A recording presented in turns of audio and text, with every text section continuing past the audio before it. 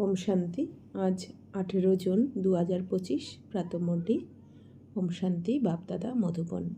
আজ মিষ্টি মিষ্টি বাবা বলছেন, মিষ্টি বাচ্চারা, এই রুদ্র জ্ঞান যজ্ঞ স্বয়ং রুদ্র ভগবান রচনা করেছেন। এতে তোমরা নিজেদের সব কিছু সোহা করো, কেননা এখন ঘরে ফিরে যেতে হবে। তো বাবা বলছেন, মিষ্টি বাচ্চারা, এই রুদ্র জ্ঞান যজ্ঞ যেটা সঙ্গম যুগে শিব বাবা এসে যে রুদ্র জ্ঞান যজ্ঞের রচনা করেছেন, তো এটা তো স্বয়ং ভগবান শিব ভগবান করেছেন, আমাদের শিব বাবা রচনা করেছেন। তো এখন তোমরা এই রুদ্র জ্ঞান যজ্ঞে তোমাদের সব কিছু এখন সমর্পণ করো, সোহা করো, অর্থাৎ তন মন ধন সব কিছু সোহা করো, কারণ এখন ঘরে ফিরে যেতে হবে। অর্থাৎ এই যজ্ঞতে তোমরা তোমাদের তন মন ধন সব কিছু সফল করে নাও, কারণ ঘরে যাওয়ার আগে যা কিছু সফল করবে সেটাই আবার পরবর্তীকালে তোমরা পেয়ে যাবে। প্রশ্ন: সঙ্গম যুগে কোন ওয়ান্ডারফুল খেলা চলতে থাকে? উত্তর: ভগবানের দ্বারা রচিত এই যজ্ঞেই অসুরেরা বিঘ্ন ঘটায়। সঙ্গম যুগেই এই ওয়ান্ডারফুল খেলা চলতে থাকে। এই রকম যজ্ঞ সমগ্র কল্পে পুনরায় আর রচিত হয় না। এটাই হলো স্বরাজ্য প্রাপ্ত করার জন্য রাজস্ব অশ্বমেধ যজ্ঞ। এতেই বিঘ্ন আসে। তো বাবা বলছেন, সঙ্গম যুগে কোন ওয়ান্ডারফুল খেলাটা হয়? তো তার উত্তরে বাবা বলছেন যে ভগবানের দ্বারা রচিত এই যজ্ঞ, এখানেই অসুরেরা বিঘ্ন ঘটায়। দাপরে যে আমরা দেখেছি যে মুনি ঋষিরা যখন যজ্ঞ করতেন, অসুররা এসে তার মধ্যে পাথর ছুঁড়ে ফেলতো, কাঁচা মাংস ছুঁড়ে ফেলতো, তাদের যজ্ঞ সফল হতে দিত না। আসলে দাপরে এরকম কোনো যজ্ঞ হয়নি, সব কিছু এই সঙ্গমের কথাই। এই যে এখানে আমাদের যে রুদ্র গীতাজ্ঞান যজ্ঞ চলছে, বাবা যে যজ্ঞ এসে রচনা করেছেন, এই যজ্ঞের সম্পূর্ণ নাম হলো রাজস্ব অশ্বমেধ অবিনাশী রুদ্র গীতাজ্ঞান যজ্ঞ। তো এই যজ্ঞতে এই যে আমরা ব্রাহ্মণ বাচ্চারা সব কিছু আমাদের সোহা করছি, তন্মন্থন সফল করছি, তো এখানেই বাবা বলছেন অসুরেরা, অর্থাৎ এই রাবণের দুনিয়াতে সবাই বাবা বলছেন কিছু না কিছু বিঘ্ন ঘটানোর চেষ্টা করে, বাধা দিতে চেষ্টা করে। তো বাবা বলছেন সঙ্গম যুগেই এই ওয়ান্ডারফুল খেলাটা চলে। তো এই যজ্ঞ পুরো কল্পে একবারই হয়, যেটা সঙ্গম যুগে, বাকি যুগে যুগে কিন্তু এই যজ্ঞ হয় না। তো বাবা বলছেন এই যজ্ঞের দ্বারাই কিন্তু আমরা স্বরাজ্য প্রাপ্ত করি। প্রথমে আমরা আত্মারা এই শরীরের কর্মেন্দ্রিয়ের ওপর রাজত্ব করি, তারপর আমরা স্বর্গতে গিয়ে, অর্থাৎ সত্য বা ত্রেতাতে গিয়ে আমরা আমাদের রাজত্ব করি। ওম শান্তি। তোমরা এখন কোথায় বসে আছো? এটাকে স্কুল অথবা ইউনিভার্সিটিও বলতে পারো। এটা হলো বিশ্ববিদ্যালয়, যার অনেকগুলি ঈশ্বরীয় শাখাও আছে। বাবা এসে সব থেকে বড় ইউনিভার্সিটি খুলেছেন। তো বাবা বলছেন যে তোমরা এখন যেখানে এসে পড়াশোনা করছো, এটা তো স্কুল বা ইউনিভার্সিটি, বিশ্ববিদ্যালয়। আর এই ইউনিভার্সিটি তো অনেক জায়গায় রয়েছে। শাস্ত্রতেও রুদ্র জ্ঞান যজ্ঞের নাম কিন্তু লেখা আছে। বাবা বলছেন এই সময়ে বাচ্চারা, তোমরা জানো যে শিব বাবাই পাঠশালা অথবা ইউনিভার্সিটি খুলেছেন। তো শিব বাবা এই ইউনিভার্সিটিতে পড়াচ্ছেন, আমাদের বাবাই খুলেছেন এই পাঠশালা। উচ্চ থেকে উচ্চ বাবা এখন পড়াচ্ছেন। এটা তো বাচ্চাদের বুদ্ধিতে স্মরণ রাখতে হবে যে ভগবান আমাদেরকে পড়াচ্ছেন। তো বাবা বলছেন উঁচুর থেকে উঁচু শিব বাবা, যাকে নাকি পুরো দুনিয়া খুঁজে বেড়াচ্ছে, যাকে নাকি এক ঝলক দেখার জন্য এখনও তপস্বীরা গুহাতে বসে রয়েছে, সেই শিব বাবা, সেই ভগবান আমাদেরকে কিন্তু এখানে এসে পড়াচ্ছেন। এটা মনে রাখতে হবে। তার এই যজ্ঞ রচিত হয়েছে। এই যজ্ঞের নামও বিশ্ববিখ্যাত রাজস্ব অশ্বমেধ রুদ্র জ্ঞান যজ্ঞ। রাজস্ব অর্থাৎ স্বরাজ্যের জন্য, অশ্বমেধ এখানে যা কিছু দেখছো সেই সব কিছুকে তোমরা সোহা করছো। শরীর এখন এখানে আমরা সোহা করে দিচ্ছি, অর্থাৎ সফল করে নিচ্ছি। তো বাবা বলছেন আত্মা তো সোহা হতে পারে না, সমস্ত শরীর সোহা হয়ে যাবে, অর্থাৎ শরীর এখানে বিনাশ হয়ে যাবে, বাকি আত্মা তো অবিনাশী। তো তখন সমস্ত আত্মারা বাড়ি ফিরে যায়। যখন বিনাশ হয়ে যায়, এই দুনিয়াতে সমস্ত শরীর, বিকারী শরীর নষ্ট হয়ে যাবে আর আত্মারা পবিত্র হয়ে ঘরে ফিরবে। এটাই হলো সঙ্গম যুগ। সমস্ত আত্মারা এই বাড়ি ফিরে যাবে আর এই শরীর এখানেই শেষ হয়ে যাবে। এই সব কিছুই হলো ড্রামা। তোমরা এই ড্রামার নিয়মে চলছো। বাবা বলছেন যে আমি রাজস্ব যজ্ঞ রচনা করেছি, এটাও ড্রামার প্ল্যান অনুসারে রচিত হয়েছে। তো বাবা বলছেন এই যে ড্রামা চলছে, এখানে সব কিছুই পূর্ব নির্ধারিত রয়েছে। তো এইরকম বলা যাবে না যে আমি যজ্ঞ রচনা করেছি। ড্রামার প্ল্যান অনুসারে বাচ্চারা তোমাদেরকে পড়ানোর জন্য কল্প পূর্বের ন্যায় এই জ্ঞানযজ্ঞ রচিত হয়েছে। তো বাবা বলছেন আমি এই যজ্ঞ যে রচনা করেছি এটা বলা যাবে না, ড্রামার প্ল্যানেতে রয়েছে, সেইভাবেই চলছে। বাবা বলছেন এই ড্রামা হল পূর্ব নির্দিষ্ট। ড্রামার প্ল্যান অনুসারে একবারের জন্যই এই যজ্ঞ রচনা করা হয়। এটা কোনো নতুন কথা নয়। এটা বুদ্ধিতে ধারণ হয়ে গেছে যে বরাবর 5000 বছর পূর্বেও সত্যযুগ ছিল। এখন পুনরায় সেই চক্রের পুনরাবৃত্তি হচ্ছে, পুনরায় নতুন দুনিয়া স্থাপন হচ্ছে। তো বাবা বলছেন এই ড্রামাতে যা কিছু হচ্ছে সেটা কিন্তু পূর্ব নির্দিষ্ট। এই জন্য আমরা এখন কোনো প্রশ্নই করতে পারি না, করা উচিত নয় যে এটা কেন হলো, কি করে হলো, কেন, কি, কিভাবে। বাবা বলছেন এই যে কেন কেন তোমরা লাইন লাগিয়ে দাও কেনর। তো বাবা বলছেন ড্রামা তো পূর্ব নির্ধারিত, অর্থাৎ যে কোনো দৃশ্য আমাদের সামনে আসতে চলেছে সব কিছু পূর্বে গড়ে রাখাই রয়েছে।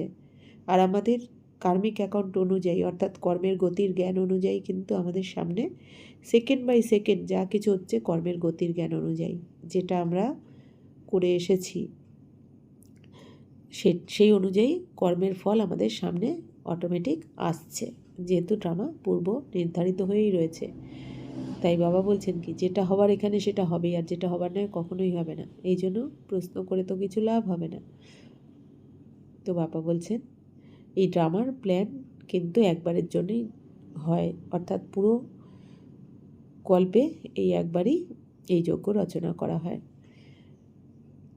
তো পুনরায় নতুন দুনিয়া এখন আবার স্থাপনা হচ্ছে 5000 বছর পর পর যেমন করে হয়, এই গল্পেও সেরকমই হচ্ছে, নতুন কিছুই হচ্ছে না, নাথিং নিউ। এই জন্য বাবা বলেন এটা মনে রাখবে যে আমরা যা কিছুই দেখছি, যা কিছুই হচ্ছে আর হবে, এই প্রথমবার দেখছি না বা প্রথমবার দেখব না, এর আগে অসংখ্যবার দেখেছি, এখন আর একবার রিপিট করছি, আর একবার দেখছি। তো বাবা বলছেন পবিত্র তো অবশ্যই হতে হবে। পবিত্র সেই হতে পারবে যে ড্রামার প্ল্যান অনুসারে পূর্বকল্পেও পবিত্র হয়েছিল, তারা এখনই তৈরি হবে। সাক্ষী হয়ে ড্রামাকে দেখতে হবে, আবার পুনরায় পুরুষার্থও করতে হবে। তো বাবা বলছেন যে এই ড্রামাকে ভালো করে বুঝে সাক্ষী হয়ে দেখো। অর্থাৎ আমরা যেমন টিভিতে কোনো সিনেমা বা সিরিয়াল সাক্ষী হয়ে দেখি, অর্থাৎ কি আমরা জানি ওইটা একটা নাটক, ড্রামা, ওইটা সত্য নয়, ওইটা রোল, রিয়েল নয়, ওটা রোল। আমরা যেমন বাইরে বসে আমরা ওই ড্রামাতে আমরা থাকি না, বাইরে থেকে দেখি, ঠিক সেরকমই এই ড্রামাতে রোল প্লে করেও চৈতন্যকে ওপরে নিয়ে গিয়ে, আকাশের ওপরে চৈতন্যকে নিয়ে গিয়ে ওপর থেকে দেখো এখানে আমি কী রোল পেয়েছি, বা অন্যান্য আত্মারাও কী রোল কীভাবে প্লে করছে। তো বাবা বলছেন এইভাবে সাক্ষী হয়ে যদি দেখো তাহলে তোমরা এনজয় করতে পারবে এই ড্রামাকে, তাহলে এর মধ্যে ফেঁসে যাবে না। আর প্রত্যেক দৃশ্যে মনে রাখতে হবে প্রত্যেক আত্মা এখানে নির্দোষ। এই ড্রামাতে যেটা হওয়া উচিত সেটাই হচ্ছে, আর যেটা হওয়া উচিত নয় সেটা কখনো হচ্ছে না, আর হবেও না। তো বাবা বলছেন এই ড্রামাতে যা কিছু হচ্ছে অ্যাকিউরেট হচ্ছে, যে যেই পার্ট পেয়েছে প্রত্যেক আত্মার মধ্যে পার্ট কিন্তু রেকর্ড করাই রয়েছে, আর সেই অনুযায়ী প্রত্যেকে পার্ট প্লে করছে। তাহলে কারো পার্ট এখানে চেঞ্জ যখন করাই যাবে না, তখন প্রশ্ন করে হাই হাই করে তো আমাদের লাভ হবে না। তো বাবা বলছেন কি সাক্ষী হয়ে দেখতে থাকো, এই জন্য যে যা হচ্ছে কল্যাণের জন্য। যদি কোনো অকল্যাণকারী দৃশ্যও আসে বাবা বলেছেন, তো মনে রাখতে হবে এর পেছনেও, অকল্যাণকারী দৃশ্যের পেছনেও কিন্তু কিছু না কিছু কল্যাণকারী দৃশ্য অবশ্যই লুকিয়ে রয়েছে, যেটা তুমি ভবিষ্যতে দেখতে পাবে। এই ড্রামা কিন্তু একদম নির্ভুল, অর্থাৎ এখানে যেটা হওয়া উচিত সেটাই হচ্ছে। আমরা যাকে সুখ দিয়েছি সে আমাদের সুখ অবশ্যই দেবে, যাকে আমরা দুঃখ দিয়েছি সে আমাকে দুঃখ অবশ্যই দেবে। তো বাবা বলছেন কি এখানে তোমরা যাকে যতটা সুখ দিয়েছো সে ততটাই সুখ দেবে, তার থেকে 1 সেকেন্ড বেশি বা কম দিতে পারবে না। আবার তোমরা যাকে যতটা দুঃখ দিয়েছো ততটাই দুঃখ তোমাকে ভোগ করতে হবে, তার থেকে 1 সেকেন্ড কম বা বেশি দুঃখ তুমি ভোগ করতে পারবে না। তো সব কিছু যা হচ্ছে ড্রামা অনুসার, কর্মের খেলা। তো বাবা বলছেন যে এখন বাবা এসেছেন ঘরে ফিরিয়ে নিয়ে যাওয়ার জন্য। বাচ্চাদেরকে তো অনেক সুন্দর সুন্দর জ্ঞানের পয়েন্ট দেওয়া হয়, মুখ্য কথা পুনরায় বাবা বলছেন যে মনমনা ভব, অর্থাৎ মন বুদ্ধি আমাতে লাগাও, অর্থাৎ নিজেকে আত্মা মনে করে বাবাকে স্মরণ করো। এটা ভুলে যেও না, যত স্মরণে থাকবে ততই তোমাদের লাভ হবে। তোমাদের দৈনন্দিন চার্টও রাখতে হবে, না হলে তো তোমরা অন্তিম সময় ফেল করে যাবে। তো বাবা বলছেন যদি তোমাদের প্র্যাকটিস না থাকে, তোমাদের স্থিতি যদি এখন থেকে ঠিক না হয়, তাহলে অন্তিমে তো বাবাকে মনেই পড়বে না, এখন থেকে যদি অভ্যাস না থাকে, লাস্টে তখন ফেল করে যাবে। আর বাবা বলছেন যত তোমরা বাবার শ্রীমতে চলবে, স্মরণে থাকবে, ততই তোমাদের লাভ, অর্থাৎ তোমাদের উঁচু পদ। বাচ্চারা এখন বুঝে গেছে যে আমরাই শতপ্রধান ছিলাম, তো স্মরণের যাত্রায় থাকতে হয়, এটা তো বুঝে গেছো। আর খুব অল্প সময় অবশিষ্ট আছে, পুনরায় সুখের দিন আসবে, বরাবর আমাদের অসীম সুখের দিন আসবে। তো বাবা বলছেন বাচ্চারা আর তো অল্প সময় বাকি আছে, আর একটু ধৈর্য ধরো তোমরা, কারণ অসীম সুখের দিন তোমাদের এখন এলো কি এলো বলে। তো বাচ্চারা তোমরা জানো যে এখন আমরা ঈশ্বরীয় পরিবারের মধ্যে আছি, তারপর আমরা দৈবী পরিবারে যাব। তো এই সময়েরই গায়ন আছে যে এই সঙ্গমই হলো পুরুষোত্তম শ্রেষ্ঠ হওয়ার যুগ। তো বাবা বলছেন পুরো কল্পের মধ্যে এই সঙ্গম যুগ কিন্তু এই একবারই তোমরা পাও পুরো কল্পের মধ্যে। আর এই সঙ্গম যুগেই আমরা আত্মারা শ্রেষ্ঠ হয়ে উঠি। পুরুষোত্তম অর্থাৎ আত্মা অর্থাৎ পুরুষ, আর উত্তম অর্থাৎ সর্বশ্রেষ্ঠ। বাবা শ্রীমতে চলে আমরা আত্মারা এখন শ্রেষ্ঠ হচ্ছি। এতদিন তো ভ্রষ্টাচারী হয়ে গেছিলাম দাপর থেকে, তো বাবা এসে এখন আবার আমাদের শ্রেষ্ঠ বানাচ্ছেন, বানিয়ে সত্যযুগে পাঠিয়ে দেবেন দৈবী পরিবারে। আর এখন আমরা আছি ঈশ্বরীয় পরিবারে, অর্থাৎ এখন আমরা তো ব্রহ্মা বাবার মুখবংশাবলী সন্তান, শিব বাবার সন্তান। তো এখন আমাদের কে পড়াচ্ছেন? স্বয়ং পরমপিতা পরমাত্মা শিব বাবা পড়াচ্ছেন। তো বাবা বলছেন গঙ্গার জলে স্নান করে কেউ পবিত্র হতে পারে না, বাবাই এসে তোমাদেরকে পবিত্র বানিয়ে পবিত্র দুনিয়ার মালিক তৈরি করেন। তো বাবা বলছেন গঙ্গার জলে তো শরীরকে পরিষ্কার করা যায়, কিন্তু আত্মার দাগ তো মোছা যাবে না। আত্মার পাপ মেটাতে গেলে, আত্মার দাগ মুছতে গেলে, আত্মাকে পরিষ্কার করতে গেলে তো জ্ঞান গঙ্গায় স্নান করতে হবে বাবার কাছে। যদি গঙ্গা জলে স্নান করে যদি পবিত্র হওয়া যেত, তাহলে গঙ্গার সন্তান, গঙ্গার পুত্র ভীষ্ম পিতামহ, তাকে তো তীরের ওপর শয্যা নিতে হতো না। তো বাবা বলছেন গঙ্গার পুত্রই যখন সাজার থেকে মুক্তি পেল না, তখন আমরা কি করে গঙ্গায় স্নান করে মুক্তি পেতে পারি? তো আমাদের জ্ঞান গঙ্গায় স্নান করতে হবে, অর্থাৎ বাবার কাছে পড়াশোনা করতে হবে, বাবার শ্রীমতে চলতে হবে, তবে আমরা পবিত্র হয়ে পবিত্র দুনিয়ার মালিক হতে পারবো।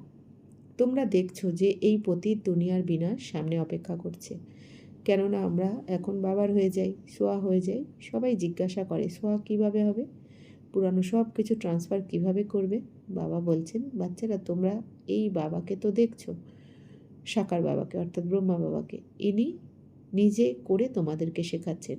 যেরকম কর্ম আমরা করব আমাদেরকে দেখে অন্যরা করবে। তো শিব বাবা এনার দ্বারা কর্ম করাচ্ছেন, তাই না? নিজের সব কিছুই যোগ্যতে সোয়া করে দিয়েছেন। সোয়া হওয়ার জন্য কোনো কষ্ট করতে হয় না। ইনি না অনেক ধনী ছিলেন আর না গরিব ছিলেন, সাধারণ ছিলেন। তো বাবা বলছেন কি যে তোমরা তোমাদের ব্রহ্মা বাবাকে ফলো করো। বাবা যেভাবে করেছেন, সব কিছু সফল করেছেন, তোমরাও বাবার মতো সফল করার চেষ্টা করো। তো ব্রহ্মা বাবা তো অনুভবী রথ ছিলেন, না অনেক ধনী না অনেক গরিব, সাধারণ ছিলেন। অর্থাৎ ব্রহ্মা বাবার ধনী পরিবারেরও অভিজ্ঞতা ছিল, গরিবেরও অভিজ্ঞতা ছিল, আর অনেক ভক্তিও করেছেন, ভক্তির অভিজ্ঞতা ছিল। তো বাবা অনুভবী রথ ব্রহ্মা বাবা। তো বাবা বলছেন ঈশ্বরের সেই জ্ঞান যজ্ঞের স্থাপনা এখন করেছেন, তোমাদেরকে পড়াচ্ছেন। এই যজ্ঞের মহিমাও অনেক প্রশংসনীয়। তো বাবা বলছেন যে যেরকম কর্ম এখানে ব্রহ্মা বাবা করেন, এনাকে দেখে অন্যরাও এসেছে, অনেকেই সোয়া হয়েছে। তো বাবা বলছেন যে এই ব্রহ্মা বাবাকে দেখেই তো অনেকে অনুপ্রাণিত হয়ে এসেছে, সোয়া করেছে। আর যারা করেছে তারাই অবিনাশী উত্তরাধিকার প্রাপ্ত করেছে। বাচ্চারা, তোমাদেরকেই বোঝানো হয় যে কিভাবে বুদ্ধির দ্বারা সোয়া হয়ে মোহমুক্ত হতে হয়। তো বাবা তো আমাদের সব কিছু বলেছেন যে বাচ্চারা, দেখতে হয় আত্মাকে দেখো, আত্মারূপী ড্রাইভারকে দেখো, শরীররূপী গাড়িকে দেখো না যেটা বিনাশী। যে আত্মা ড্রাইভার পার্ট প্লে করছে তাকে ভালোবাসো। শরীরকে ভালোবাসা মানে তো সেটা মোহ, সেটা ভালোবাসা নয়। তো বাবা বলছেন যে শরীরকে ভালোবাসলে কাঁদতে হবে তোমাকে, আর আত্মাকে ভালোবাসো, আত্মাকে চেনো, ড্রাইভারকে দেখো। কারণ আত্মা হচ্ছে পাঠধারী আত্মা, প্রত্যেক আত্মা পাঠধারী এই দুনিয়াতে। আর আত্মা তো অবিনাশী, আত্মা তো এক শরীর ছেড়ে অন্য শরীরে চলে যায় পার্ট প্লে করতে। আর এই দুনিয়াতে আমরা তো অল্প সময়ের জন্য পার্ট প্লে করার জন্য সবাইকে পেয়েছি। আজকে যারা আমাদের মা বাবা ভাই বোন স্বামী সন্তান স্ত্রী যেই রোল প্লে করছে না কেন, সেই আত্মারা তো পাঠধারী। প্রত্যেক জন্মেই তো তারা আমাদের মা বাবা থাকে না, আমরা 84 জন্মে 84 জন আলাদা মা বাবা ভাই বোন সব কিছু আলাদা আলাদা আলাদা আত্মার সাথে আমরা পার্ট প্লে করতে হয়। তাহলে এখানে এক এক জন্মে এক একজনের সাথে এক এক রকম রোল প্লে করতে হয়। তো এটা রোল, এটা কোনো রিয়েল নয় কিছু, এটা নাটক একটা। তো বাবা বলছেন কি, তোমরা এইটা ভেবে মোহমুক্ত হও। তো এটাও জানো যে এই সব সামগ্রী জ্বলে পুড়ে ছাই হয়ে যাবে। কত বড়ই যজ্ঞ সেখানে, সত্যযুগে তো আর কোনো যজ্ঞ রচনা করা হবে না। তো বাবা বলছেন এখানে দেখো কত বড় যজ্ঞ এই দুনিয়া, আর সত্যযুগে তো এত বড় যজ্ঞ রচনা করা হবে না, সত্যযুগে তো কম সংখ্যক থাকে। এইসব এখানকার যে ভক্তি মার্গের অনেক যজ্ঞ হয় সেই সব শেষ হয়ে যাবে। জ্ঞানের সাগর হলেন একমাত্র ভগবান। তো বাবা বলছেন এই ভক্তি মার্গে যে যজ্ঞ হয় সবই এখন শেষ হয়ে যাবে, কারণ ভক্তি শেষ হয়ে যাবে এবার। কারণ ভক্তির ফল ভগবান আমাদের শিব বাবা দিতে এসে গেছেন। তো ভক্তির ফল জ্ঞান দিচ্ছেন, এরপর পুরানো দুনিয়ার বিনাশ করে নতুন দুনিয়ার স্থাপনা করে বাবা তো চলে যাবেন আবার পরমধাম। আর আমরা সত্যযুগে গিয়ে আবার নতুন করে পার্ট প্লে করতে শুরু করব। তো বাবা বলছেন তিনি হলেন মনুষ্য সৃষ্টির বীজরূপ, সত্য এবং চৈতন্য স্বরূপ। শরীর তো হলো জড় পদার্থ, আত্মাই চৈতন্য। তিনি হলেন জ্ঞানের সাগর। বাচ্চারা তোমাদেরকে এখন জ্ঞানের সাগর বসে পড়াচ্ছেন। তো বাবা বলছেন তোমাদের কোনো সাধারণ দেহধারী বসে পড়াচ্ছে না, তোমাদের যিনি পড়াচ্ছেন জ্ঞানের সাগর, তার মতো লেকচারার তো এই দুনিয়াতে আর কেউ হয়ই না। তো তারা তো কেবল গান করতে থাকে, আর তোমাদেরকে বাবা সমস্ত জ্ঞান শোনাচ্ছেন। জ্ঞান তো বেশি কিছু নয়, বিশ্বের এই চক্রের কিভাবে পুনরাবৃত্তি হয় এটাই কেবল বোঝাতে হবে। তো বাবা আমাদের এই চক্রের কিভাবে এই যে ভারতের উত্থান আর পতন হচ্ছে, এই সব কিছু 84 চক্রের এই জ্ঞান কিভাবে আমরা সত্যযুগ থেকে শুরু করি পার্ট প্লে করা, কিভাবে আবার আস্তে আস্তে সেকেন্ড বাই সেকেন্ড নিচে নেমে যাই, আবার বাবা এসে কিভাবে আমাদের এখন ওপরে ওঠান, স্বর্গে নিয়ে যান, এই যে পুনরাবৃত্তি হতেই থাকে 5000 বছরের চক্র। বাবা বলছেন এটাই বোঝো আর বোঝাতে হবে সবাইকে। এখানে বাবা স্বয়ং তোমাদেরকে পড়াচ্ছেন। তিনি বলেনি যে আমি সাধারণ শরীরে প্রবেশ করি, ভাগীরথ বিশেষভাবে খ্যাত অবশ্যই মানুষই হবেন যার মধ্যে স্বয়ং বাবা এসেছেন। তো বাবা বলছেন আমাদের তো স্বয়ং পরমপিতা পরমাত্মা এসে পড়াচ্ছেন, আর উনি যে শরীরে প্রবেশ করেন অর্থাৎ ব্রহ্মা বাবার শরীর, বা তার নাম দিয়েছেন ভাগীরথ অর্থাৎ ভাগ্যশালী রথ। অর্থাৎ যে শরীরে স্বয়ং ভগবান প্রবেশ করে পড়ান সেটা তো অনেক ভাগ্যশালী শরীর, তাই বলছে ভাগ্যশালী রথ বা ভাগীরথ। বাকি কোনো জলের নদীর কথা বলা হয়নি এখানে। তো বাবা বলছেন যে ভক্তিতে অনেক নাম রেখে দিয়েছে, এখানে তো হলেনই শিব বাবা, শিব বাবাকেই কল্যাণকারী বলা হয়ে থাকে। ভগবানই এসে নতুন দুনিয়া স্বর্গ স্থাপন করেন, তাই তিনি হলেন কল্যাণকারী। এটাই হলো পুরানো দুঃখের দুনিয়া, পুনরায় অবশ্যই নতুন দুনিয়া হবে ড্রামা অনুসার, যার জন্য তোমরা এখন পুরুষার্থ করছো। তো বাবা বলছেন চক্র যেহেতু ঘুরতে থাকে এই জন্য সত্য ত্রেতা দাপর কলির পর তো আবার সত্যযুগ আসবেই। তো বাকি তোমাদের দ্বারা যা কিছু বিকর্ম হয়েছে তার শাস্তি স্বরূপ কর্মভোগ রূপে তোমাদেরকে ভুগতেই হবে, কর্মভোগ অন্ত পর্যন্ত ভুগতেই হবে, সেখানে ক্ষমা হবে না।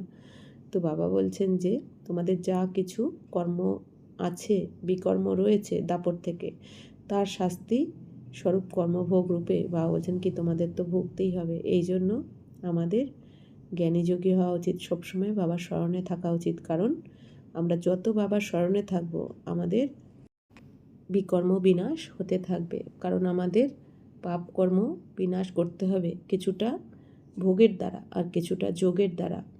তো বাবা বলছেন কি, যদি তোমরা বাবার স্মরণে থাকো তাহলে কর্মভোগ তো সামনে আসবে, পরিস্থিতি তো সামনে আসবে, কিন্তু তোমার সেটা সামান্য মাথার ওপর দিয়ে চলে যাবে, তোমাকে কোনো কষ্ট করতে হবে না, যেহেতু তুমি জ্ঞানী যোগী। তো বাবা বলছেন কর্মভোগ তো অন্ত পর্যন্ত ভুগতে হবে, ক্ষমা হবে না। কারণ বাবা কি বলেন, যে এই জন্যই আমাদের বাবা শেখান যে কেউ যদি তোমাদের খারাপ বলে বা অপমান করে বা খারাপ ব্যবহার করে, তোমরা চুপ থাকবে, তোমরা কিছু বলবে না। কারণ যে যেরকম করবে তার কর্মফল তার কাছে ফেরত আসবেই, সেখানে ক্ষমা হবে না। কারণ ক্ষমাই যদি করতেন বাবাকে তো তাহলে সব বাচ্চাকেই ক্ষমা করতে হবে। বাবা তো একজন দুজনকে ক্ষমা করতে পারবেন না, কারণ সবাই বাবার বাচ্চা। তাই বাবা বলছেন কর্মভোগ তো তোমাকে ভুগতেই হবে, তবে বাবা স্মরণে থাকলে তোমাকে কষ্ট ভোগ করতে হবে না, হালকাভাবে সব কিছু বাবা চুক্ত করে দেবেন। ড্রামা অনুসারে সব কিছু হতে থাকবে। বাবা বলছেন ড্রামাতে যা আছে সেটাই হবে, তাই এখানে চিন্তা করে তো কোনো লাভ হবে না। যা কিছু আমাদের সামনে আসছে, ভালো বা মন্দ, বুঝতে হবে আমারই কোনো না কোনো করে আসা কর্মের ফল আমার সামনে এসেছে। তাই ওই সময় একটু ধৈর্য ধরতে হবে, যতক্ষণ না কর্মভোগটা কেটে যায়। এখানে ক্ষমা আদির কোনো কথাই নেই, হিসেব নিকেশ সমাপ্ত করতেই হবে বাবা বলছেন। এই জন্য যেটা আমাদের সামনে আসছে সেটা মনে রাখতে আমাদের পুরনো করে আসা হিসেব নিকেশ, এই জন্য নতুন করে যাতে আমাদের কোনো খারাপ হিসাব না তৈরি হয়, কর্মের হিসাব। এই জন্য সবাইকে সুখ দিতে হবে, যাতে আমরা আমাদের জমার খাতাতেও সুখী জমা হয়। তো বাবা বলছেন তমপ্রধান থেকে শতপ্রধান হতেই হবে, তার জন্যই এখন শ্রীমৎ প্রাপ্ত হচ্ছে। তো বাবা বলছেন তোমরা এখন তৈরি হচ্ছ, এখনই তোমাদের স্মরণে এসেছে যে বাবা কল্পে কল্পে এসে আমাদেরকে পড়ান। তোমাদের কাজ হলো পড়া আর পবিত্র হওয়া, স্মরণের যাত্রায় থাকতে হবে। তো বাবা বলছেন কি, জ্ঞান যোগ এই হচ্ছে তোমাদের সাবজেক্ট। বাবার হয়ে আর পবিত্র যদি না হও তবে 100 গুণ শাস্তি ভোগ করতে হবে, নামই বদনাম হয়ে যাবে। বলাই হয় যে সদ্গুরুর নিন্দুক কোনো পদ প্রাপ্ত করতে পারবে না, অর্থাৎ সত্যযুগে তোমরা উঁচু পদ পাবে না যদি বাবার আমরা নিন্দে করিয়ে দিই, বাবার শ্রীমত না মানি। এই দুগ্ধামের এখন বিনাশ হয়ে যাবে, এটাই খুব ভালোভাবে ধারণ করে অন্যদেরকেও ধারণ করাতে হবে। আর অল্প কয়েকদিন অবশিষ্ট আছে। লৌকিকে তো তারা পড়াশোনা করে পুনরায় শরীর নির্বাহ করার জন্য অনেক পরিশ্রম করে। ভাগ্যবান বাচ্চারাই শীঘ্র নির্ণয় করতে পারে যে আমাকে কোন পড়া পড়তে হবে। তো বাবা বলছেন, বাবা তো বারবার আমাদের বোঝাচ্ছেন যে এখন এই দুনিয়া কিন্তু আর অল্প কয়েকদিনই অবশিষ্ট রয়েছে। কেউ মানুক বা না মানুক, বাবা বলছেন বিনাশ তো হবেই। তো তোমরা তোমাদের এই পড়াশোনা করে স্বয়ং ভগবানের কাছে তোমাদের 84 জন্মের ভাগ্য বানিয়ে নাও। কারণ লাস্টে বাবা বলছেন কি, অনেক পস্তাতে হবে, যখন সবাই বুঝতে পারবে। এখন হয়তো মানছে না, কিন্তু লাস্টে বাবা বলছেন মানতেই হবে যে হ্যাঁ ভগবান এসেছেন, বিকেরা ঠিকই বলেছে, কিন্তু লাস্টে ভাগ্য বানানোর জন্য, পড়াশোনা করার জন্য সময় থাকবে না। যেহেতু এখন সময়কে যদি কেউ গুরুত্ব না দেয়, তো সময়ও একটা সময় কাউকে গুরুত্ব দেবে না, সময় দেবে না পড়াশোনা করার জন্য। তাই বাবা বলছেন যা করার এখনই করে নিতে হবে সময় থাকতে, কারণ পরিস্থিতি এসে গেলে তখন কিন্তু আর যোগ লাগবে না, পড়াশোনাও হবে না তখন। এখনও পরিস্থিতি অনেক কম রয়েছে। তো বাবা বলছেন এখনও সময় রয়েছে, তৈরি হয়ে যাও তোমরা। বাবা বলছেন ভবিষ্যতে কি হতে চলেছে সেটা আর কিছুদিন পরেই দেখতে পাবে। তারা বোঝে যে শরীরের উপর কোনো ভরসা নেই, তাই অবিনাশী উপার্জন করতে লেগে যেতে হবে। যার ভাগ্যে আছে সেই নিজের ভাগ্য তৈরি করবে, সম্পূর্ণ মনোযোগ সহকারে পড়বে। আমি তো বাবার থেকে অবিনাশী উত্তরাধিকার প্রাপ্ত করেই ছাড়ব। তো বাবা বলছেন যার ভাগ্যে থাকবে সে তো করবেই, পুরুষার্থ করবেই। তো বাবা বলছেন যে এখন তোমাদের বাবার শ্রীমতে অবশ্যই চলা উচিত, যাতে অন্তিমে পস্তাতে না হয়। অসীম জগতের বাবা আসেনি তখন যখন পুরানো দুনিয়াকে নতুন বানানোর সময় হয়। পুরানো দুনিয়ার বিনাশ তো সামনে দাঁড়িয়ে আছে, এটা একদম পরিষ্কার। সময়ও একদম সঠিকভাবে এগোচ্ছে। এখন অনেক ধর্ম আছে, সত্যযুগে হলেই এক ধর্ম। তো বাবা বলছেন এখন তো সব ধর্মের বিনাশ হয়ে যাবে, সত্যযুগে তো একমাত্র আদি সনাতন দেবী দেবতা ধর্ম থাকবে। তখন মুসলিম, বৌদ্ধ, খ্রিস্টান কোনো ধর্মই থাকবে না সত্যযুগে। অন্য অন্য ধর্ম তো আবার দাপট থেকে আসবে। তো বাবা বলছেন এটাও এখন তোমাদের বুদ্ধিতে আছে। তোমাদের মধ্যেও অনেকেই আছে যারা নিশ্চয়কে পাকাপাকিভাবে ধারণ করেছে।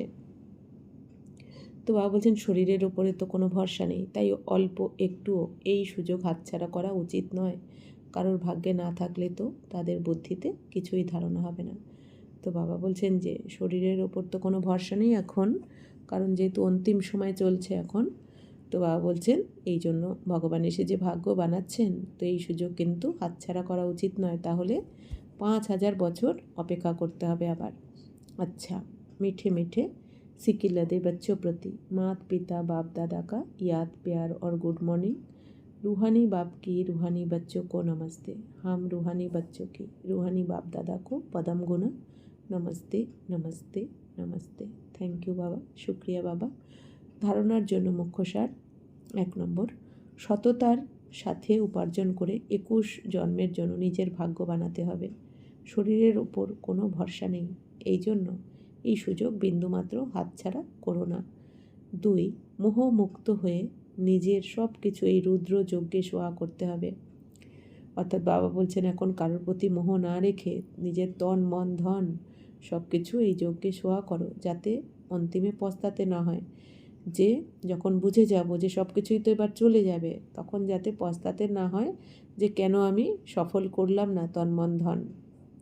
তাই আগে থেকেই সময় থাকতেই সব কিছু সফল করে নিতে হবে। নিজেকে বাবার কাছে অর্পণ করে নিমিত্ত হয়ে সব কিছু দেখাশোনা করতে হবে। সাকার বাবাকে ফলো করতে হবে। তো বাবা বলছেন সোয়া করা মানে বাবা বলছেন রাখো নিজের কাছেই, কিন্তু যে বাবার মনে করে যে সব কিছু বাবাকে সমর্পণ করে দিয়েছি, এখন আমি নিমিত্ত ট্রাস্টি হয়ে ইউজ করছি, বাকি সব কিছুই বাবার।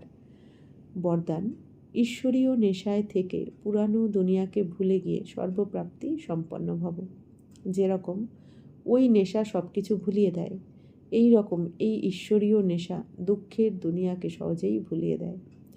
ওই নেশা তো অনেক ক্ষতিকারক, অধিক পান করার কারণে জীবন শেষ হয়ে যায়, কিন্তু এই নেশা অবিনাশী বানিয়ে দেয়।